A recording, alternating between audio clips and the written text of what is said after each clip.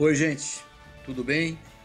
Vamos conversar aqui hoje no República Agro, uma conversa fora da caixinha. Espero que vocês aproveitem bastante.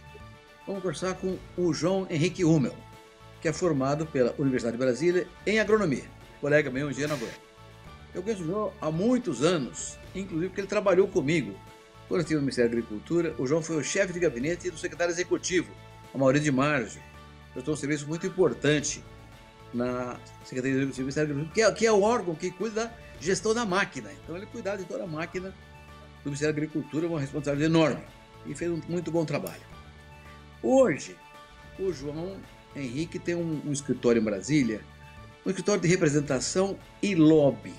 Então, vou conversar com ele sobre lobby hoje, que é uma palavra feia, a imaginação nossa, tupiniquinha, de que o lobby é uma coisa feia, né? Mas é uma profissão muito respeitada nas democracias mais representativas do mundo. E o João tem esse papel. João Henrique, é um prazer ter você aqui conosco no República Agro. Bem-vindo, meu amigo. Muito obrigado pelo convite, pela oportunidade de falar de um tema muito importante na minha concepção. Eu agradeço a oportunidade de estar aqui. Um prazer de revê-lo, senhor, que tem muito tempo que a gente não se encontra. E uma boa oportunidade de fazer essa conversa. Obrigado, João. Vamos lá, João. Nessa conversa, eu queria que você conceituasse lobby.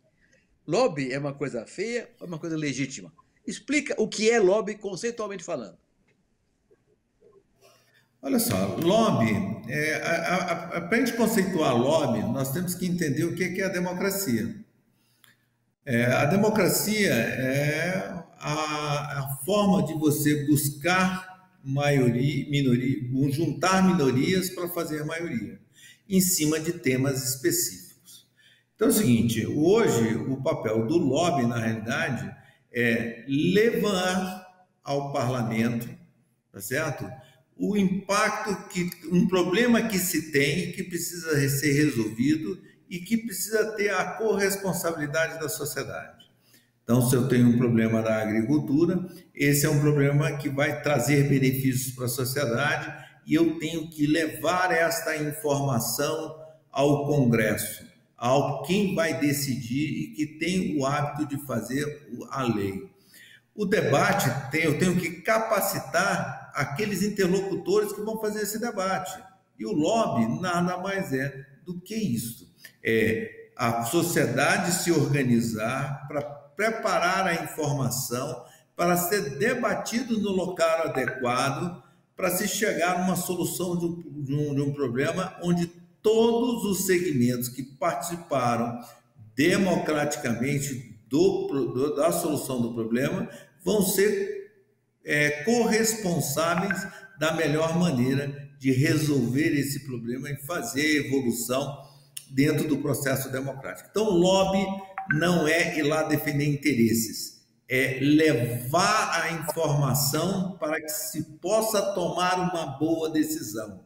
E só tem a oportunidade de fazer isso a sociedade que é organizada, que tem um interesse dentro desse processo. Então, é diferente. O lobby não é lá para defender os interesses, tá certo? Mas é para ir colocar os impactos que cada uma visão tem dentro dos problemas acumulados e que precisam ser buscadas soluções. Nesse sentido, João Henrique, o lobby, você está falando em congressos parlamentares, mas o lobby também funciona junto ao executivo, eventualmente até junto ao judiciário, ou não? Sim, claro. O lobby ele é um processo natural dentro de casa, tá certo? Dentro de casa também se faz lobby. Você tem um problema, você tem uma situação de constrangimento, você vai ter que dialogar, fazer a informação chegar em todos os lados para buscar uma solução. O que acontece no Brasil e que tem um problema maior é que o executivo se empoderou demais dentro do processo de tomada de decisão. Eu brinco muito que a gente está passando num processo de identificação dos poderes, porque o Brasil vive um processo de idiosincrático muito grande. Por quê? Nós temos uma Constituição que ela é parlamentarista, onde as decisões estão na mão do Legislativo. é ele que aprova a lei, é ele que quebra o veto do presidente, é ele que propõe as metas, é ele que propõe o orçamento, é ele que aprova o orçamento, é ele que fiscaliza o orçamento, é ele que demite o presidente da República, é ele que demite os ministros do Supremo. O poder está na mão de quem? Dele. O papel do executivo é executar bem esse processo. Só que hoje, os nossos marcos legais, e nós temos um sistema presidencialista, e vive esta confusão. E a gente tem um outro problema, que aí induz um lobby um pouco mais complicado. A informação transmite mais complicada. Por quê? As nossas legislações, a maior parte delas são feitas em época de exceção. Então, ou é na época do governo Vargas, ou pós-Vargas, que era um problema, ou no regime militar. E para não dizer que não era democrático, eles faziam a lei. Só que quem realmente legislava eram os decretos. Então, o que acontece com esse processo? Está na mão do terceiro e quarto escalão do Ministério. Então, você precisa levar as informações. E aí, só que é o seguinte, não é um lobby transparente, porque é um lobby feito entre quatro paredes. E que hoje o grande desafio que a gente tem é dar transparência a esse processo. E onde se dá mais transparência dentro disso é dentro do legislativo, onde a sociedade vai ter que dar a cara, as pessoas vão ter que assumir posição e discutir claramente os impactos, de forma transparente e com muito bom conteúdo dentro desse processo. Então, o lobby existem essas formas de fazer e que é um processo de aprendizado da sociedade. Agora, João, nessa linha da transparência que está colocando aí, eu te pergunto, pode ser que exista uma separação entre o que está dizendo aí, o lobby legítimo, mostrando o que tem que ser feito no benefício da sociedade, mas também pode ter um lobby específico, às vezes voltar para interesses muito pouco republicanos, digamos assim, de alguns segmentos. Como é que você consegue separar o joio do trigo? Olha só, eu acho que o joio do trigo tá na posição da sociedade organizada.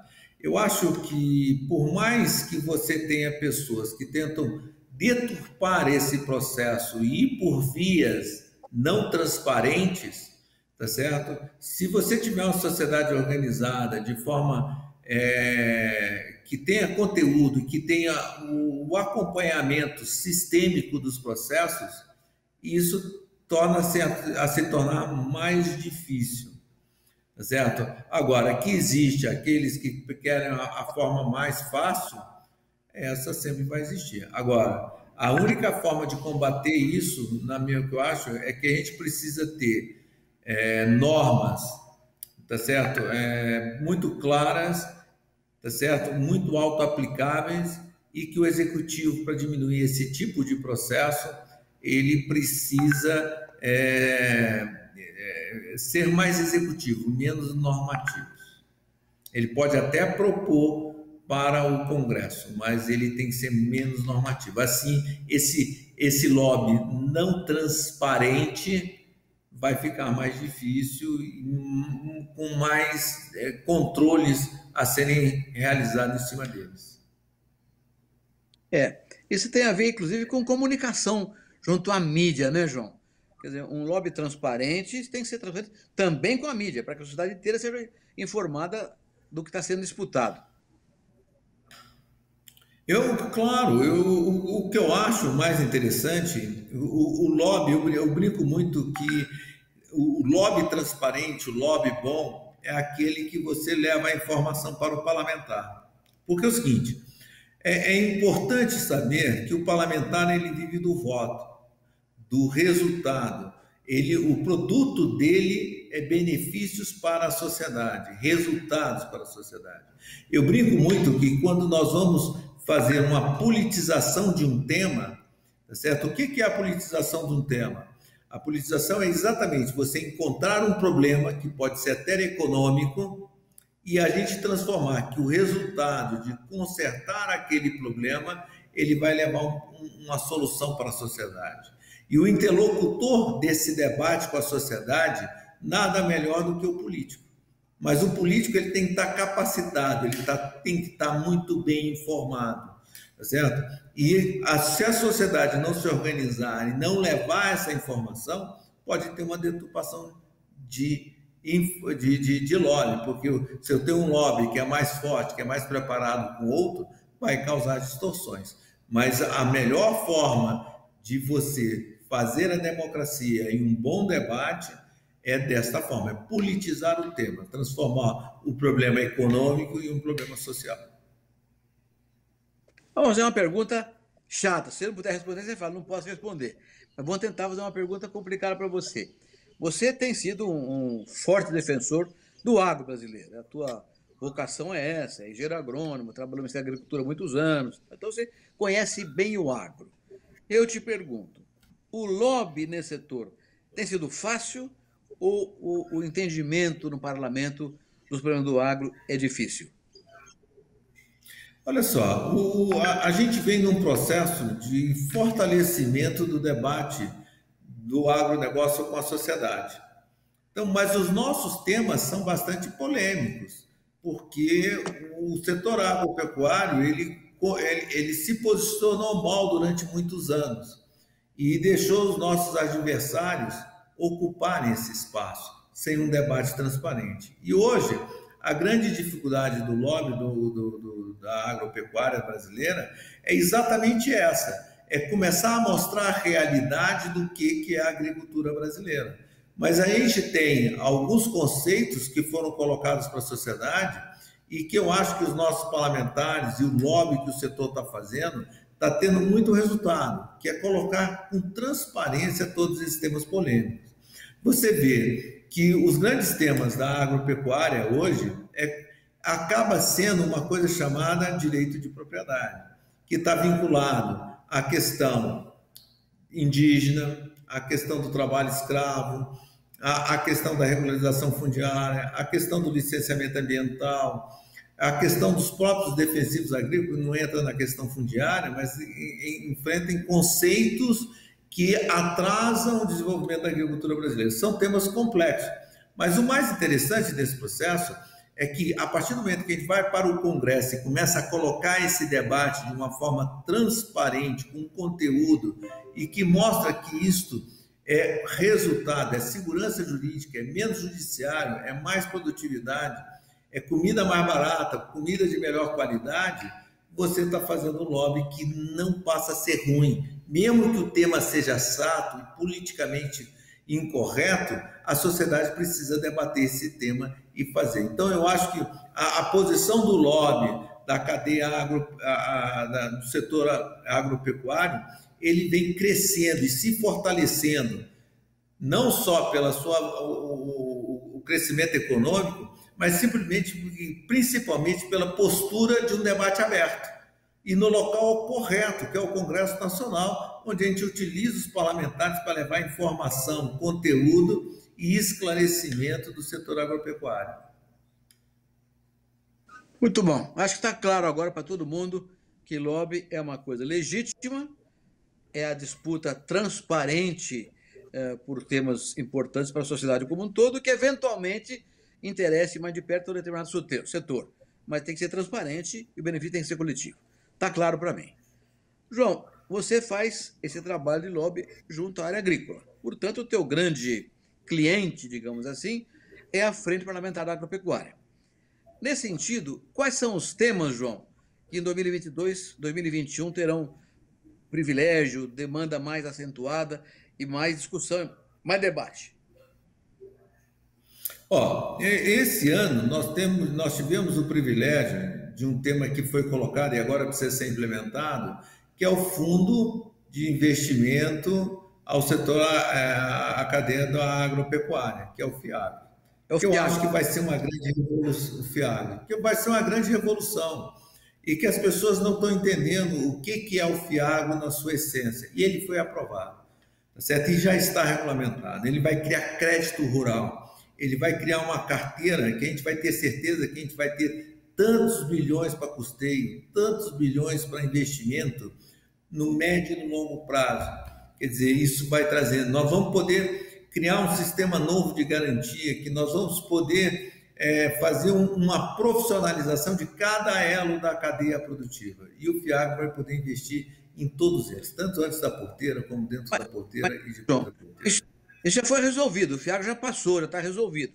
Eu quero saber quais são os debates pela frente que são mais importantes para o setor agropecuário brasileiro. Olha, tem 3 temas que foram colocados como prioridade. O primeiro deles já foi votado na Câmara, que é o licenciamento ambiental, tá certo? E que para o agro ele tem um conceito claro. As pessoas estão querendo criar dificuldade, a sociedade precisa entender isso. Qual é a dificuldade? Hoje, o setor que é contrário à agropecuária quer que para cada plantio o senhor tenha um licenciamento ambiental. Então, é o seguinte, o senhor faz safra e safrinha, eles querem que o senhor tenha um licenciamento para a safra, um licenciamento para a safrinha e um novo licenciamento para outra safra. E o outro é que a legislação do licenciamento ela seja transparente e harmonizada em todos os estados da nação. Então, nós já conseguimos aprovar esta lei na Câmara, tá certo? Onde o relator foi o deputado Neri Geller, e na sexta-feira ele já começa a entrar em tramitação no Senado, começou a entrar em tramitação no Senado, onde a relatoria desse projeto vai ser a senadora Cátia Abreu. O segundo tema, que é um tema um pouco mais complicado, que é a regularização fundiária, e que deram o nome, o apelido para essa lei, que é a lei da grilagem. É exatamente o contrário. Se a gente for no dicionário, grilagem é a ocupação de terras públicas para comercialização indevida. Se a gente está regularizando, normatizando, dando dono para essas terras, tá certo? Nós estamos diminuindo a possibilidade de grilagem. Você vê a incoerência. Quanto à regulação fundiária, nós temos 2 projetos de lei. Um que está tramitando no Senado e outro que está tramitando na Câmara. E eles têm posições divergentes quanto a alguns temas específicos, tá certo? Principalmente quanto à data que você vai poder dar privilégio no preço da terra, aquele então, assim, existe uma discussão sobre a data, se é de 2008, na mesma data de corte do Código Florestal, ou se é 2012, na publicação do Código Florestal. Existe uma outra, que é o prazo daquelas leis, daquelas propriedades que vão ter privilégios no processo licitatório, que um está 2016, o outro está querendo colocar 2019, e que tem alguns conceitos sobre a questão da análise remota sobre a questão da propriedade. Então, dentro desses temas, existem 2 projetos. Um que é no Senado, que é do senador Irajá, o relator é o senador Carlos Fava. O outro, que é do deputado José Silva, e que o relator é o Bosco Saraiva. E existe hoje a possibilidade dos 2 irem para a pauta nas próximas semanas. Certo? Todos os 2 já estão na pauta, pronto para a pauta nas 2 semanas. É uma discussão que vai apresentar muito destaque, vai ter muito debate, mas eu acredito que até o final do mês de junho nós teremos isso já debatido e constituído num debate. Eu acho que passar não vai ter dificuldade. O duro é acertar esses pequenos parâmetros conceituais dentro do projeto de lei. O terceiro projeto hoje que está na pauta é a Lei dos Defensivos Agrícolas, ou agrotóxicos, que já passou na comissão, ele está pronto para a pauta na Câmara e existe um acordo com o presidente da Câmara para que em agosto ele seja apreciado pelo plenário. Esses são os grandes temas hoje prioritários que estão na pauta da Frente Parlamentar da Agropecuária. Bom, o tema da regularização ambiental, que seria bastante complicado, já passou pela Câmara, está no Senado, e a relatora Cátia Abreu é craque no processo aí. Esse tema, João, é basicamente remoção de burocracia, é uma coisa mais, digamos, mais simples para resolver burocraticamente. Então, ele tem uma conclusão mais fácil. A questão fundiária tem uma visão um pouco complicada, porque fala-se que é a lei dos grileiros, né, para defender o grileiro. Como é que você vê esse pedaço? Então, o que eu vejo é o seguinte: isso já existe a maioria formada dentro do Congresso. O processo de grilagem é aquela terra pública que alguém invadiu e vai vender, tá certo? Então, o que o governo precisa fazer para acabar com a grilagem é realmente dar o direito à terra de quem está lá, tá certo? E precisa fazer o processo de venda de regularização dessas terras. Porque, na realidade, o que acontece para nós, cidadãos contribuintes, e isso está já na cabeça dos parlamentares, é que é o seguinte: se eu tiver que criar um parque, eu tenho que aumentar a despesa, eu tenho que aumentar tributo, eu tenho que tirar de algum lugar. Quando eu vendo uma propriedade, eu cedo a titularidade para ela, na realidade eu estou dando uma responsabilidade para essa pessoa. Imagina, eu estou dando 100 hectares para uma pessoa na Amazônia, ele vai poder produzir em 20 e preservar 80. Ele vai ter que manter a responsabilidade dele de não deixar cortar, não deixar pegar fogo, é dele. Então, eu estou tirando uma responsabilidade da sociedade e dando para essa pessoa. Então, hoje, esse conceito de que precisa realmente resolver esse problema e já está quase consensuado dentro do Congresso Nacional. A forma de fazer isso é que é aquilo que eu estava falando. Existem alguns problemas conceituais para fazer isso. Por isso eu não vejo muito problema. Basta se dizer, viu, Roberto, que o ano passado, quando esse tema foi para a pauta, nós conseguimos, na primeira votação, antes de entrar em votação o conteúdo, a gente tinha 342 votos favoráveis a esse processo. Então, eu não vejo grandes problemas conceituais. O que nós vamos ter problema é a questão: qual o tamanho das áreas que vão ser feitas, qual é o prazo e quem vão ser os beneficiários dentro desse processo. Então, mas eu, sinceramente, não vejo esse problema. Porque é o seguinte, Roberto, nós hoje temos uma diferença que a gente precisa colocar e olhar bem, que é o seguinte: quando a gente votou na Câmara dos Deputados, o licenciamento ambiental, todas as matérias de jornais organizados, tá certo, era contrária, tá certo? É uma posição política, ideológica. Quando a gente vai para a mídia social, hoje o setor agropecuário debate claramente com os artistas e não debate opinião. O setor agropecuário coloca posição, dados, e com isso o debate nas redes sociais ele fica muito parelho, onde não é uma clareza, é transparente dentro desse processo. E a comunicação que o setor hoje faz dentro do Congresso deixa com transparência que a necessidade e a importância que esse tema tem para o futuro e a garantia de investimentos e o abastecimento do Brasil, esse conceito, e principalmente pela imagem do Brasil lá fora. Muito bom, João. Muito obrigado, viu? Uma conversa tranquila. Nós tivemos aqui agora, você clareou muito bem o tema, digamos, áspero do lobby, do que é lobby. Não é uma coisa feia, não é uma coisa mal feita. É um instrumento da democracia. A única característica é que tem que ser transparente para que o interesse da sociedade toda seja atendido. João, muito obrigado, viu? Eu vou pedir para você, mais na frente, voltar aqui para a gente conversar sobre esses projetos de lei que estão em andamento no Congresso. Vai ter muito importante para o futuro do Brasil.